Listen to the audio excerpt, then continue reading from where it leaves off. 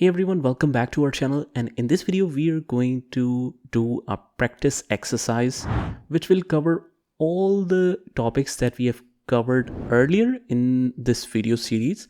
So if you're new to our channel, then subscribe to the channel so that you can get updates on all the amazing techniques on Canva.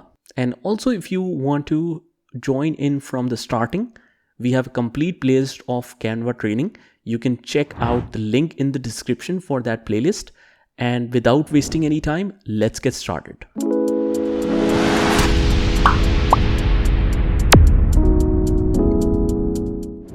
Okay, now is the time to do some Canva challenge. In this exercise, I've given you some of the tasks that you need to complete. And just don't think of it like a homework. Just think of it like a review of what you have already learned and then practically implementing it on the conditions that I have provided.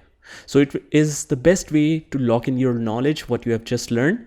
So you can find the link to this Canva template with this video or with the resources section of this course under challenge 1. So just copy and paste the link or just click on that link. It will automatically open in your particular version of canva.com.